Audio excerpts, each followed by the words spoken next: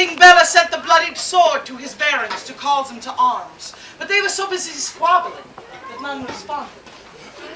King Bela wrote to the emperor and the pope, pleading for aid. But all he received were missives stating they would pray for his and his people's souls. King Bela knew they must stand alone. Much sooner than anyone expected, the Mongols came over the mountains and began attacking Magyar homesteads. King Bela raised an army of 65,000 men and horses and took them to the fields of Mohi to prepare for the impending battle. Now, what you must understand about the Mongols is they believe in total warfare. They destroy everyone and everything in their path. Entire villages will sooner commit mass suicide rather than fall into their hands. The Mongols had two goals with their invasion of Hungary. The first was the complete annihilation of the Magyar people. The second was King Bela's head on a stake. Battle was joined that cold and misty morning, and the Magyar forces were no match for the Mongols. Time and time again they would attack, only to be repulsed by their heavy losses. And finally King Bela knew they could not win. So he called his generals to him, saying, "We must plan our retreat." But his generals immediately began arguing with each other over whose plan was the best. All they cared about was saving their own skin. But one man sat silent.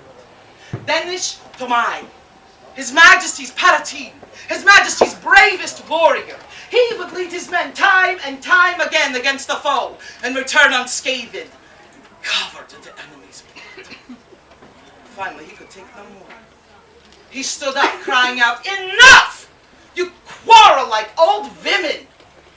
We have but one goal, and that is to save His Majesty's life. Therefore, I propose the following. I will don His Majesty's battle armor. I will take up his standard and lead my men against the foe, so that His Majesty may escape." He knelt before King Bela, and His Majesty placed his hands upon his head. Tears ran down his face for the sacrifice this man would make for him. "Go with my blessings, my son," he said, "and know that I will honor you and your men for all time." Then Tomai rose and went to tell his men the plan. He told them that not all would be needed. Some could stay with no loss of honor to guard His Majesty's flank as he escaped. But then Tomai's heart swelled with pride, for none of his men would turn aside from the suicide mission. They went to the priests to receive the final rites. And then Danish Tomai, Palatine, donned King Bela's armor, took up his standard, and led his men to face the Mongol horde. Now perhaps some of you would like this story to have a happy ending, yes?